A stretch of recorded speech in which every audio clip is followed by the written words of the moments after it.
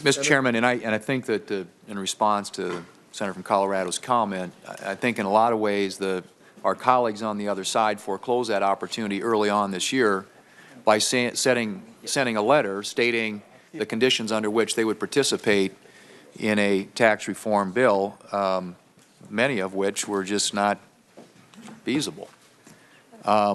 So let me just come back to this question that's been kind of batted around all morning, and I think with respect to federal income tax liability, the issue's been raised by Senator Cornyn, raised by Senator Heller as well, that if you have an individual with the income characteristics that was described earlier, that person would not have a federal income tax liability. And I would just ask Mr. Barthold, under the chairman's modified mark, the standard deduction goes from what for a single and what for a married filing jointly?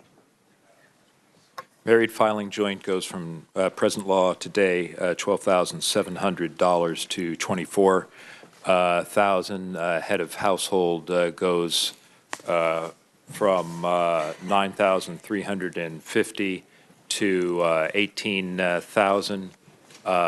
The single goes from I don't have the right number. It's $6,000 and a couple $100 to $12,000. So you're lifting more and more people. They're raising the income thresholds at which somebody would have a federal income tax liability. And then in the chairman's modified mark, what does the child tax credit, which is $1,000 per child today, go to under the chairman's modified mark? It increases to $2,000. $2,000 per child. And who benefits from a $1,000 increase in the child tax credit distributionally if you look at the income distribution tables? Well, the increase, remember, the tax credit reduces tax liability, so anyone who before the child tax credit would have a positive tax liability. So that's since part of it's refundable as under present law. That's everyone up and down the income level, except the area where it's phased out, which the mark would set at above $500,000. Right.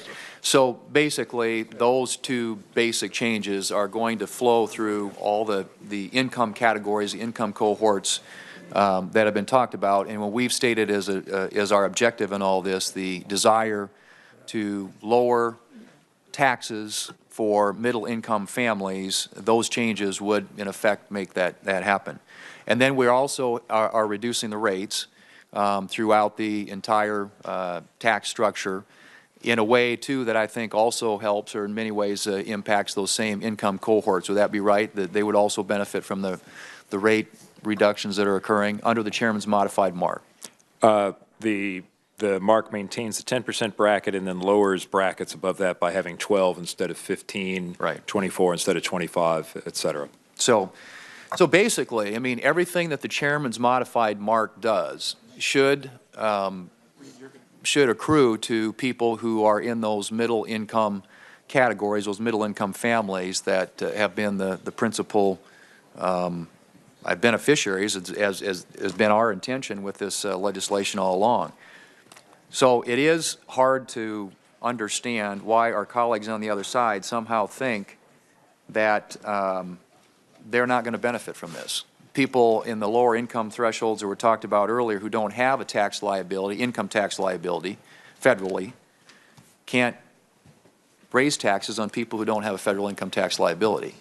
And that's if for a single mom, as was suggested earlier, with a couple of kids in the $30,000 to $33,000 range. So it's hard to argue that taxes are going to go up on somebody in those income categories if that's all true, and that's all true under the chairman's modified mark. So what I would say, and I guess I look at the distribution tables that have been distributed based upon the initial proposal, the chairman's modified mark, and if you look at who bears the tax burden when this is all said and done, it's very similar to today. And in fact, people over $1 million, as far as I can tell, in most cases, their actual share of taxes paid, burden of taxation in this country, is higher than it is today. So people over the so-called rich, the people who are in that income category, are going to pay more as a percentage of total tax burden than they pay today. So it seems to me that the chairman's modified mark accomplishes the objectives that it set out to accomplish, and that is to deliver meaningful tax relief to middle-income families all across those middle-income categories. And so I hope we can get on with it and vote on some amendments, but let's move this legislation forward and bring much-needed relief to middle-income families in this country. Thank you, Mr. Chairman.